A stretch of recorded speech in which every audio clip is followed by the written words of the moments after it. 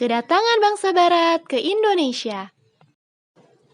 Usaha pelayaran bangsa Eropa dilatar belakangi oleh suatu peristiwa penting, yaitu kejatuhan Konstantinopel atau The Fall of Constantinople. Saat itu, Konstantinopel jatuh ke tangan atau ke pihak Turki Ottoman.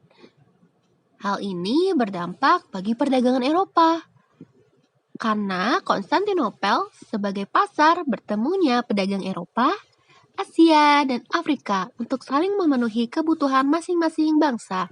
Peristiwa kejatuhan Konstantinopel ini menyebabkan perdagangan tertutup. Akses terhadap berbagai komoditas seperti sutra, rempah-rempah, tidak lagi mudah didapatkan oleh bangsa Eropa. Sehingga bangsa Eropa terdorong untuk mencari jalur baru untuk perdagangan. Pada tahun 1511, ekspedisi Portugis di bawah pimpinan Afonso de Albuquerque berhasil menaklukkan Malaka. Keberhasilan itu membuat Portugis mengendalikan perdagangan rempah-rempah. Pada tahun 1522, de Albuquerque menuju Maluku dan diterima dengan baik oleh Raja Ternate.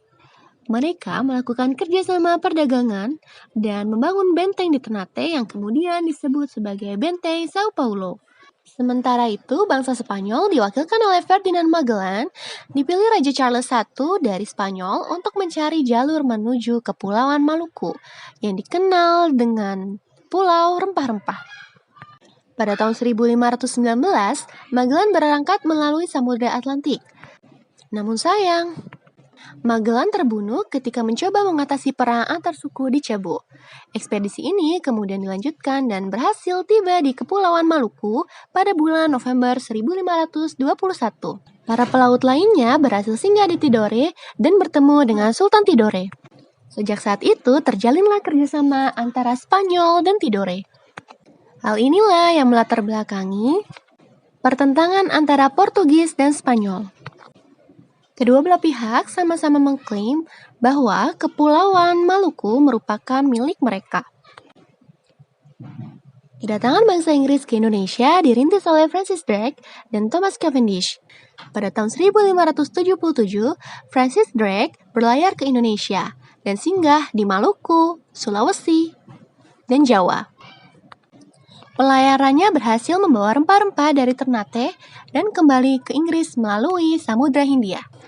Perjalanan selanjutnya dilakukan pada tahun 1586 oleh Thomas Cavendish melewati jalur yang sama. Sama halnya dengan Belanda, Inggris juga memiliki kongsi dagang sendiri, yaitu East Indian Company, atau disingkat sebagai EIC.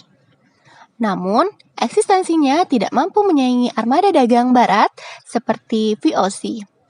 Pada akhirnya, pada tahun 1682, Belanda berhasil mengusir Inggris dari Banten dan merebut perdagangan lada. Ekspedisi Belanda yang pertama kali berusaha mencapai Indonesia berlangsung pada 1595, dipimpin oleh Cornelis de Houtman. Mereka masuk ke Indonesia melalui Selat Sunda, lalu tiba di Banten pada tahun 1596.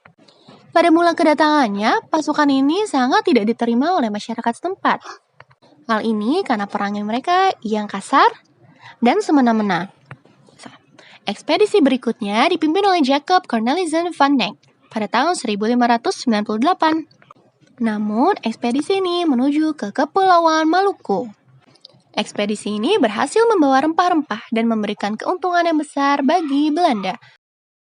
Hal ini kemudian membuat berbagai armada Belanda datang ke Indonesia. Untuk mempermudah organisasi armada dagang Belanda, kemudian dibentuklah VOC. VOC ini memiliki berbagai hak istimewa.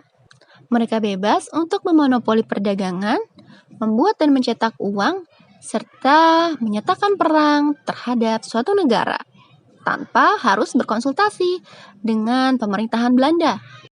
Hingga pada tahun 1605, VOC berhasil merebut Ambon dan Tidore dari tangan Portugis. Hal inilah yang menjadi awal menyebarnya pengaruh dari penjajahan VOC di Indonesia.